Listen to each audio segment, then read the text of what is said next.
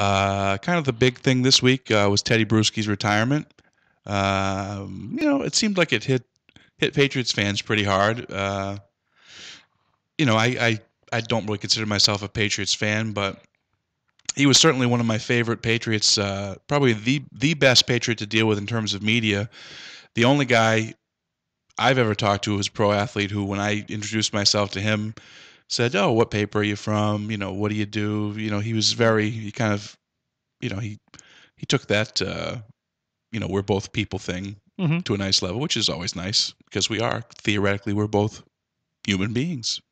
Waiting for the test results to come back, but was it unexpected though? It kind of was considering the timing of it, but we had to know that he was coming toward the end of his career. And it seemed like there were hints throughout the preseason he was off the field. They were switching to the 4-3 defense a little bit more, where you didn't need that second inside linebacker as much. He's probably not. He played outside a little bit off and on his career, but at this point he probably couldn't be expected to do that. I don't know. I was amazed. I'm amazed when I look at Bruschi's career, how it doesn't translate to paper, how good he was. That he didn't make Pro Bowls, he didn't put up big numbers, and yet he was a team player. That's why. I guess that is what it is. Yeah, he did his job every time he needed to do it. Yeah, but isn't there But then you say, well, was he one of the greatest linebackers you saw play? And the answer is that it can't be yes. I think there was many years where he wasn't the best linebacker on the team. Exactly, but then you say, well, if you've got a team that's in 5 Super Bowls in 10 years or whatever, 5 Super Bowls in, I think, 8 years? 9 years? Make me do math. But a dynasty team. Yes. Those teams tend to send they'll send 6, 7, 8 guys to the Hall of Fame. Tedy Bruschi's not going to get there. He's definitely going to be Patriots Hall of Fame. I think we can agree on that. Mm-hmm. Yep. Well, I think besides what he did on the field, it was off the field. His impact with the younger players, just being, one of the leaders on the team, always talking to the media. He was. You need a guy like that on every team. And when Willie McGinnis left, he stepped up and took that role over even more. And Mike Vrabel's no longer with the team, so I'm looking at that linebacker core, and I'm trying to figure out who's going to be kind of the voice. Dallas Thomas is, he's a voice. He's a voice, but he hasn't really stepped up and been that leader of what he calls the backerhood. So I'm just wondering who's going to take that role. Do you need somebody to?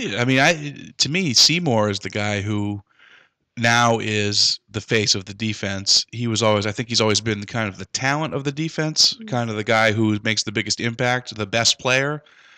And he's certainly incredibly personable guy. He's great to talk to. He's just, very likable. You wonder, and he's also highly paid. I think he's probably the highest paid player on the defense. Mm-hmm. So, he's got to be the leader, but I don't think he's ever really been considered a leader type. So I don't know if that's a smooth fit for him. In terms of a voice, in terms of a spokesman, Will Fork is a very good guy with the media. Ty Warren is a very insightful interview when you're speaking with him. And a great player too, Ty Warren. And so I'm going to guess that he's somebody that could speak on behalf of the defense. But, you're talking about somebody that is essentially the coach on the field with Tedy Bruschi. That's what he did for the linebackers, for the defense as a whole. And that's where they're really going to be missing somebody in that role because they don't have... I think that's a bit overstated, though. I think he may have been that leader on the field, but I'm not sure he was that last year even. He was in the process of handing that over to Mayo. When you're running a 4-3, as they're going to run this year, that middle linebacker is... he's the voice of the defense. Yeah. Whether he wants to be or not, that guy is going to be the guy who's calling the plays and, getting the headset. So Mayo is. If you're telling me I can have Tedy Bruschi now with his skill set now, or Gerard Mayo, I'll take Mayo anytime. Yeah, and the thing about Bruschi is he's almost simultaneously overrated and underrated over his career. He wasn't a great player. If you put him on the Arizona Cardinals for his career, his retirement doesn't go much past the Arizona Republic, and it's the 10th headline on NFL.com. But when he was in those big spots, he had these heroically great plays. So how do you judge a guy? Is it by what he does? It shows you how, especially on defense in the NFL, a guy how he's perceived is so much about what team he plays on, when he plays, what he does. There could be there's a lot of great defensive players out there in the league that you're never going to hear of because they're not in the right situation. So Bruschi was in a perfect situation to get noticed, and yet still is kind of an underrated player. If you know what I mean. Does that make sense? No, I totally agree with that because when he's on the field playing, there was many times where I felt that he was kind of overrated. He's a guy who got a lot of, he was the guy who was not getting the tackle, but helping to get the tackle. Mm-hmm. Not that that's not a good service, but his numbers he was the guy who's going to help you finish every play. He played all out all the time. So he was probably a guy whose skill level was a 6 but his effort level was, it would go all the way to 11. Yeah, exactly. It goes to 11. You could almost see though that his play was starting to decline. His speed is just, sure. Yeah, he looked big. He's not a big guy, but I watched him in this preseason. He just looked big. He just looked like he was lumbering.